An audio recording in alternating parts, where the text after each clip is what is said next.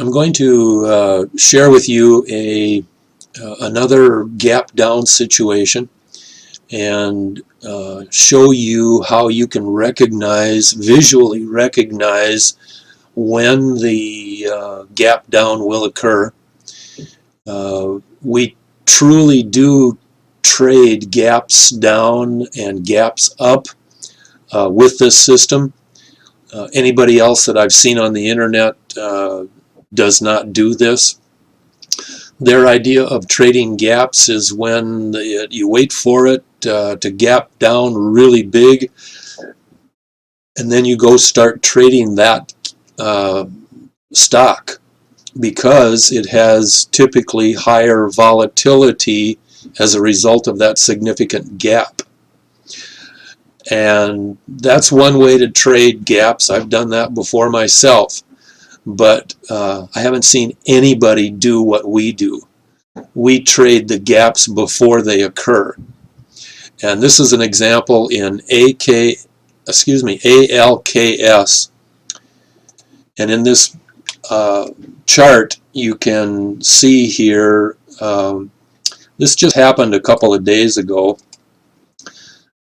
Today, excuse me, today is January 25th, 2016, and ALKS has just started to go back up 3-4 days ago on January 20th of 2016.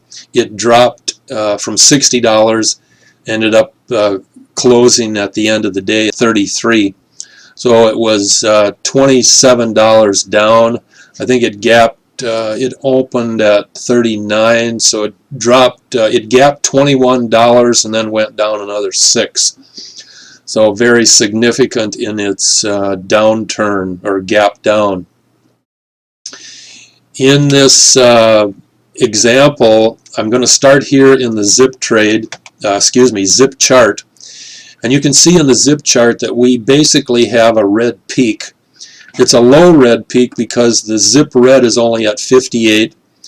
The zip pink is at 29, and of course the zip yellow and blue are very low at 17. And that tells us the next day it's going to go down. And that's nothing important or nothing unusual about anything other than telling us it's going to go down. That's not part of what we identify with in gaps down. In this case, we have a combination of several up touches, we call them. And if you have heard me previously discuss anything about up touches, it's basically a narrow line coming up from the bottom and coming right up close to, but under, normally all the time under, a wide line, one of the 7 wide lines.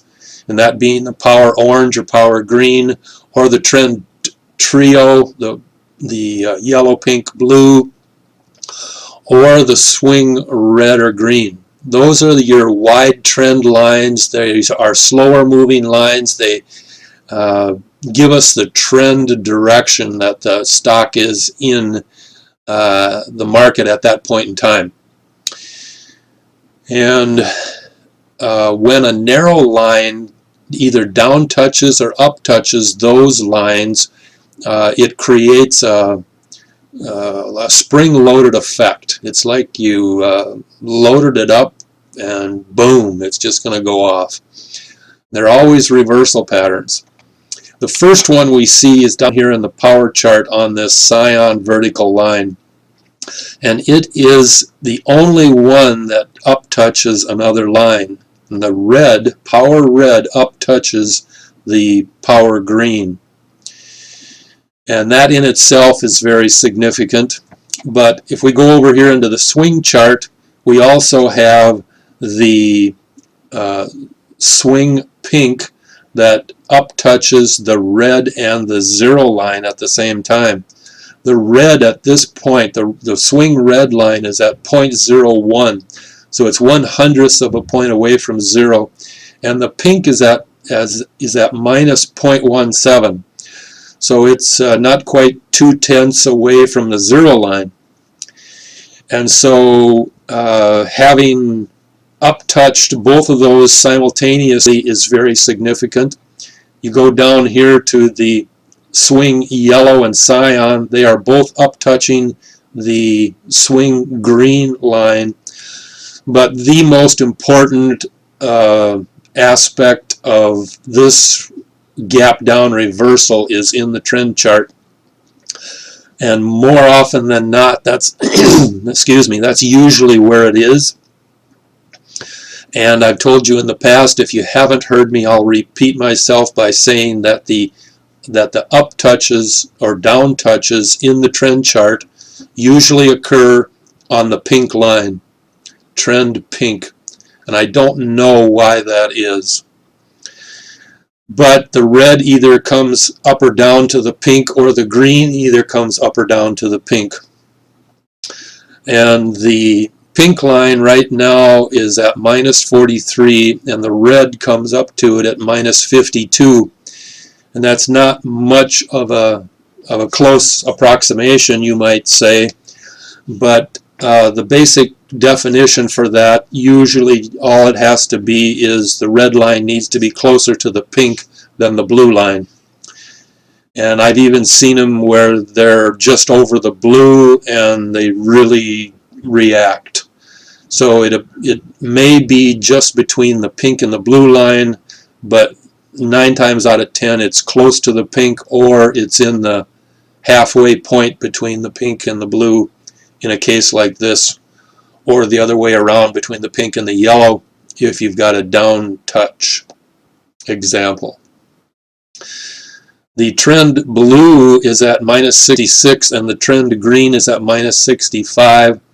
So you can see that the trend green is coming up to the blue, and it's under, it's just above the blue, but again, it's so very close. It's about a half a point away, and so it causes a reaction.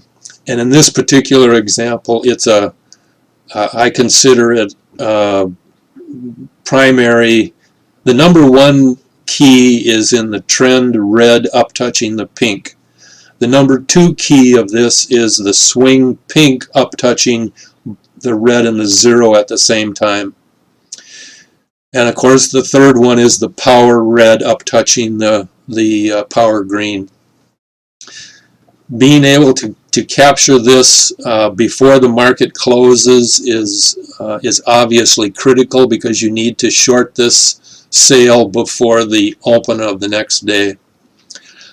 But my point is, we can see these things happening in this system. All we have to do is set the scans and find those symbols that fit the conditions of the setups that give us gaps down or gaps up. It's a fantastic system. I think if you aren't amazed at it, looking at a short video like this, you definitely become aware of what the potential of this system is.